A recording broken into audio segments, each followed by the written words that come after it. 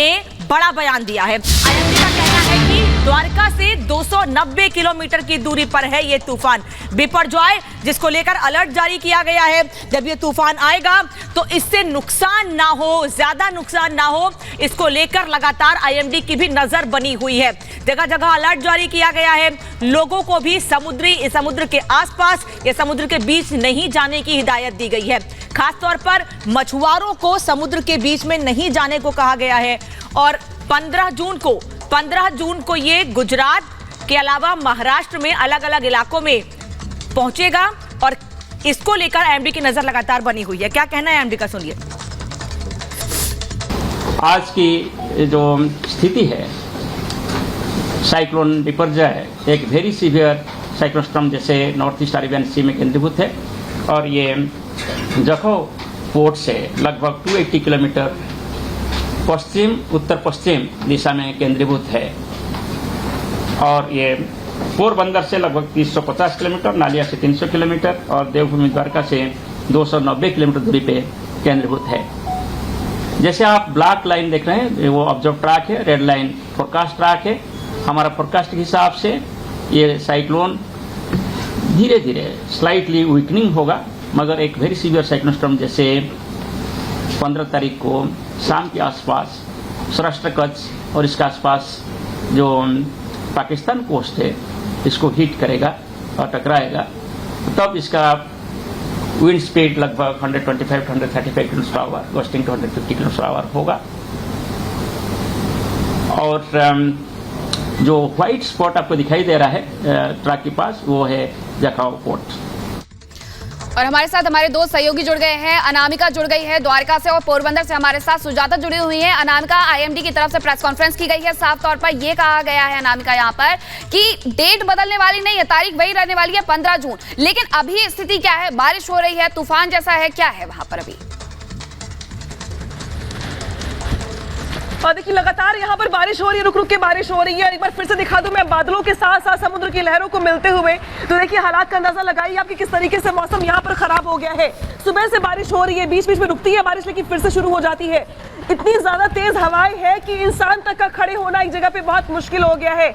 यहाँ पर बहुत सारी बैरिकेडिंग लगाई गई थी रॉड की, वो तक यहाँ पर टेढ़ी हो गई है, उखड़ के चली गई दूसरी जगह पे।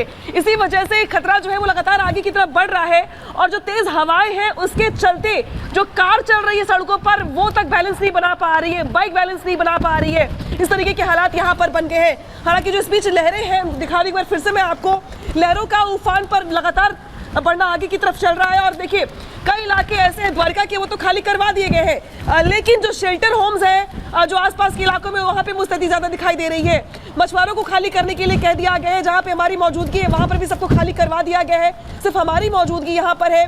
यानी कि जिस तरीके से प्रेस कॉन्फ्रेंस में ये कहा गया कि द्वारका से 290 किलोमीटर दूरी पर अभी है चक्रवात, ये तो कल का ही दिन होगा जब ये महाविपदा, जो ये भयानक विपदा आने वाली है आगे की ओर, गुजरात की ओर बढ़ रही है। कल शाम को 4 से 5 बजे का वो समय होगा जब ये विपदा जो छू कर गुजरेगी गुजरात को, चक्रवाती तूफान छू के गुजरेगा गुजरात को। ऐसे में द्वारका ये जो तट है आसपास के इलाकों में, चाहे शिवराजपुर बीच हो, चाहे वो अलग अलग के यहाँ पर इलाके हो, वहाँ पर हालात कैसे होंगे इसका अंदाजा भी लगा पाना बहुत मुश्किल है। हालांकि लगातार यहाँ पे मॉनिटरिंग की जा रही है। खुद यहाँ पर जो जिलाधिकारी हो, चाहे वो बाकी अधिकारी हो, उनकी ओर से निर्देश दिए जा रहे हैं, लेकिन मौसम का आकलन कर पाना बहुत मुश्किल है क्योंकि बारिश रुकने का नाम नहीं ले रही है। इतनी ज्यादा तेज हवाएं हैं कि शख्स का खड़े होना भी बहुत मुश्किल हो जा रहा है। हम भी बहुत मुश्किल से बैलेंस बना करके एक जगह पे खड़े हैं। हवा लगातार तेज होती चली जा रही है। कल हवाएं चल रही थी लेकिन इससे ज्यादा तेज नहीं थी, कमजोर हवाएं थी, लेकिन आज प्रेशर और ज्यादा है हवाओं का। और यही वजह की दिखा दूं तस्वीर में एक बार आपको आसपास के इलाकों की, आपको भारी द्वारका की तस्वीर अनामिका सिंह दिखा रही हैं, लेकिन पोरबंदर में इस वक्त सुजाता हैं, उनका भी रुख कर लेते हैं। सुजाता, आप क्या देख पा रही हैं सुबह से वहां?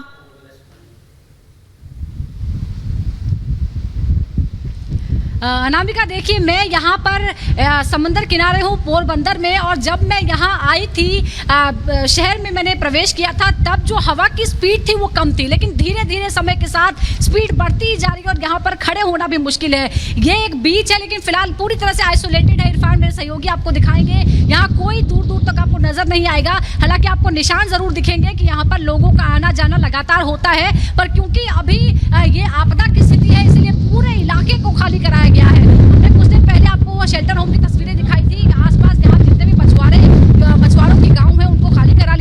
अलग अलग शेल्टर्स में पहुंचा दिया गया है। अगर हम भारत की बात करें तो भारत में जो हिंद महासागर का क्षेत्र है वहां पर सबसे ज्यादा चक्रवात बनते हैं, लेकिन कुछ चुनिंदा चक्रवात अरब सागर में भी बनते हैं और जो बिपरजॉय है वो उन चुनिंदा चक्रवातों में से है जो कल यानी 15 जून को गुजरात के तट से टकराएगा। देखिए, हमारे पास किसी प्राकृतिक घटना को रोकने की कोई टेक्नोलॉजी नहीं है दुनिया में। हम सिर्फ ये कर सकते हैं कि उसके प्रभाव को हम कम कर पाएं और फिलहाल पूरी कोशिश यही है कि प्रभाव कम से कम हो, क्योंकि अब हमारे पास बेहतर टेक्नोलॉजी है, बेहतर हमारे सैटेलाइट्स हैं, तो हमें मौसम का अनुमान पहले से होता है। पूर्वानुमान लगा के आप देख सकते हैं कि हम कितना बचाव कर सकते हैं, तो हम जल की हानि ना हो यहाँ पर किया जा सकता है, ज्यादा क्षति ना हो, और यही वजह है कि यहाँ पर तैयारियां पूरी कर ली गई है। अब हम आपको बताते हैं महा तूफान की दस्तक के बारे में। करीब 290 किलोमीटर दूर बताया जा रहा है बिपरजॉय तूफान। आईएमडी की तरफ से प्रेस कॉन्फ्रेंस में ये जानकारी मिली है।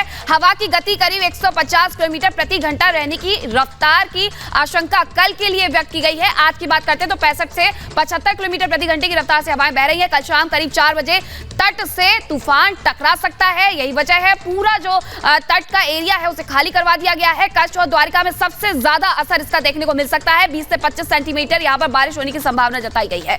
जामनगर, पोरबंदर, जूनागढ़ में भी इसका असर देखने को मिल सकता है। 10 जिले ऐसे हैं जहां ऑरेंज अलर्ट जारी किया गया है। टक्कर के बाद भारी बारिश का अलर्ट भी जारी किया गया है, जिसकी वजह से बाढ़ जैसे हालात बन सकते हैं। आईएमडी के द्वारा ये जानकारी बताई गई है। 17 जून के बाद भारी बारिश का अलर्ट यहां पर जारी किया गया है, यानी कि अगर तूफान दस्तक देगा तो उसके बाद भी स्थिति सुनिश्चित करनी होगी कि कंट्रोल में है या नहीं है। 17 जून के बाद जब भारी बारिश का अलर्ट होगा, इसके